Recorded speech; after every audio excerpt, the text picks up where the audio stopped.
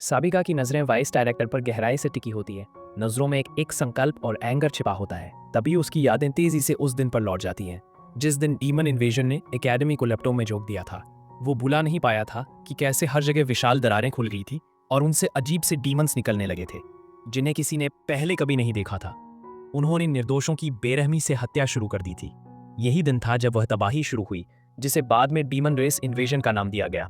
उसे वह young disciples भी याद आने लगते हैं, ड्रैगन स्प्रिंग एकेडमी के बच्चे जिन्हें उन भयानक मॉन्स्टर्स ने बेरहमी से मार डाला था।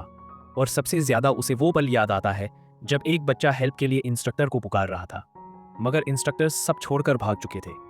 साबिगांग को साफ याद था कि सिमयांग वही पहला इंसान था जो इन्वेजन शुरू होते ही भाग गया था। उसे अब भी लगता था कि अगर वह भागा ना होता तो शायद एकेडमी का वो भयानक अंजाम टल सकता था। वो चीखते हुए डिसाइपल्स की आवाजें अब भी उसके कानों में गूंज रही होती हैं। मगर फिर उसे याद आता है कि वह समय अब नहीं आया, वह अब पास में लौट चुका है। फिर भी वह खुद से वादा कर चुका होता है। वह वॉइस डायरेक्टर का वह दिखावटी चेहरा कभी नहीं भूलेगा। वह एक झूठी मुस्कान के साथ सिमयंग से पूछता है कि उसे उससे क्या चाहिए। वॉइस डायरेक्टर काल मंदाज में बताता है कि उसे एक ऑफिशियल इंस्ट्रक्टर की प्रमोशन के लिए टेस्ट देना होगा और वो टेस्ट है डेमोनिक नाइट स्ट्रॉन्ग होल्ड पर रेड करना। साबिगांग थोड़ा चौंकता है और वह फिर से कंफर्म करता है कि क्या वॉइस डायरेक्टर उसी माउंटेन के पीछे के बैंडेट्स की बात कर रहा है, और सिमहिन जवाब में हाँ कहता है। वह बताता है कि ये ग्रुप एक पुराने सेक्रेड माउंटेन पर अपना बेस बनाकर बैठा है और आसपास की आबादी को काफी नुकसान पहुंचा चुका है। साबिगांग वॉइस डायरेक्टर द्वारा साइन किया हुआ पेपर उठाता है, टेस्ट की सारी डिटेल पढ़ता है और बिना कोई भाव बदले काम स्वर में बस कहता है कि सब ठीक है। वह यह भी पूछता है कि इस टेस्ट का मार्शल आर्ट्स इंस्ट्रक्टर की जॉब से क्या लेना देना है। सिमयंग थोड़े गुस्से में बोलता है कि ये एक फंडामेंटल रिक्वायरमेंट है। तभी वहां खड़ा सीनियर इंस्ट्रक्टर देयंग बोल उठता है।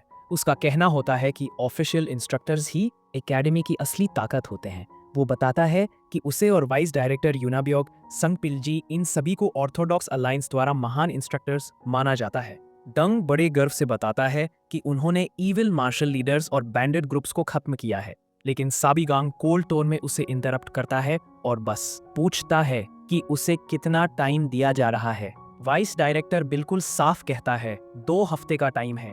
अगर एक दिन भी लेट हुआ तो प्रमोशन का मौका हमेशा के लिए खत्म हो जाएगा। साबिगांग एक हल्की ऑलमोस्ट सार्कास्टिक सी मुस्कान के साथ उसी कॉलम वॉइस में दोहराता है 2 हफ्ते।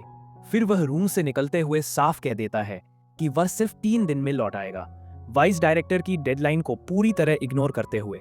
यह सुनते ही दंग बुरी तरह भड़क जाता है। वह उसे एरोगेंट ब्रैट कहता है, जबकि वाइस डायरेक्टर चुपचाप बस गहराई से सोचता रह जाता है। इंस्ट्रक्टर दंग फिर से वाइस डायरेक्टर से पूछता है कि क्या वह सच में उस एरोगेंट आदमी को प्रमोट करने वाला है, मगर सिमयंग एक शिकारी सी मुस्कान के साथ जवाब देता है।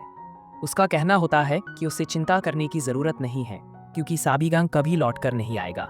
उधर साबिगांग हिस्ट स्पेल एक्टिवेट करता है और तेजी से एकेडमी छोड़ देता है। वह जानता है कि वाइस डायरेक्टर क्या खेल खेल रहा है, उसे अच्छी तरह से अंदाजा होता है। अब वह मिशन लोकेशन की तरफ बढ़ रहा होता है। इसी दौरान दूसरी तरफ इंस्ट्रक्टर दंग अपने कानों पर विश्वास नहीं कर पाता है जब वाइस डायरेक्टर बताता है कि उस स्ट्रॉन्ग होल्ड का लीडर एगोज्म है, एक ऐसा मार्शल मास्टर जिसे पहले डेड माना जा चुका था। सिमयंग बताता है कि एगोज्म, जो पहले ब्लैक पाथ सेक्स का लीडर था, अपने ही सेक्ट के बितील के बाद बच निकला था। उसने सभी गद्दारों को मार डाला था और अब वह एक हंटेड आर्मी बन चुका है। दंग यह सुनकर शॉक में होता है। वो पूछता है कि वाइस डायरेक्टर को यह सब इन्फो कहाँ से मिली, मगर वाइस डायरेक्टर बस हंसते हुए कहता है कि अभी यह सब मायने नहीं रखता। वो कहता है कि साबिगांग ने पिछली बार जो स्ट्रेंथ दिखाई थी वह उसकी छुपी हुई ताकत का सिर्फ एक हिस्सा था, मगर अब की बार यह सिर्फ एक ड्यूल नहीं, एक असली लड़ाई है और वो बिल्कुल कॉन्फिडेंट है कि साबिगांग वापस नहीं लौटेगा। इस बीच साबिगांग अपनी पूरी स्पीड में स्ट्रॉन्ग होल्ड की तरफ बढ़ रहा होता है। वो मानता है कि अगर आके गोजम पहले जितना ही स्ट्रॉन्ग हुआ तो उसका करंट चौथे सर्कल मैजिक काफी नहीं होगा, मगर फिर उसे एक सिंपल सोल्यूशन याद आता है और वो वहां पहुंचकर लेविटेशन स्पेल एक्टिवेट करता है। जैसे ही वो लोकेशन पर पहुंचता है उसे एक एंट्रेंस दिखाई देती है जो बाहर से बस एक नॉर्मल क्लिफ लगती है, मगर उसे छूते ही वो डिटेक्ट करता है वहां मानस से बना एक हिडन मैजिकल बैरियर होता है। साबिगा कॉन्फिडेंट होता है, उसे यकीन होता है कि वो सही जगह पर आया है।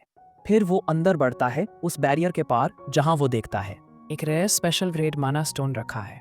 उसे याद आता है कि यही स्टोन्स डीमंस दूसरी डायमेंशंस पर इन्वेड करने के लिए इस्तेमाल करते थे, क्योंकि उन्हें माना रिस्टोर करना होता था। ईमन्स को अभी तक डायमेंशनल ट्रांसपोर्ट की सबसे बड़ी वीकनेस फिक्स नहीं हुई थी, जिसमें लिविंग बीइंग्स और ऑब्जेक्ट्स अलग स्पीड से ट्रैवल करते थे।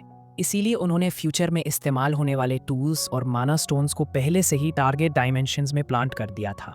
सेंट्रल प्लेन्स के लोग इस स्टोन को बेकार मानते थे, क्योंकि वहाँ कोई माना यूज नहीं कर सकता, कम से कम अभी के लिए।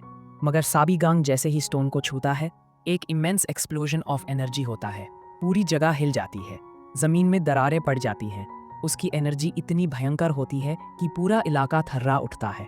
शाम को उस इलाके में एक ग्रुप आता है जो डेमोनिक नाइट स्ट्रॉन्ग होल्ड के लोग होते हैं। उनके साथ होता है उनका लीडर एगोजम। एक फॉलोअर कॉशियसली पूछता है कि क्या कोई अनयूजुअल चीज़ है। एगोजम गुस्से में कहता है कि उसे उसकी सेंसेस पर डाउट ना किया जाए और सब जगह अच्छी तरह सर्च किया जाए। तभी वह सब ऊपर से आती क्लैप की आवाज़ सुनते हैं। साबिगा गैंग एक ऊंचे पत्थर पर आराम से बैठा होता है, मॉकिंग एक्सप्रेशन के साथ। वह बताता है कि उसे पूरी उम्मीद थी कि एगोजम जैसा कोई मार्शल मास्टर यहाँ ज़रूर मिलेगा। एक एक के गोजम गुस्से से चिल्लाता है और पूछता है कि वो कौन है। साबिगा एक प्रोवोकिंग मुस्कान के साथ जवाब देता है, वह ड्रैगन स्प्रिंग एकेडमी का एक इंस्ट्रक्टर है।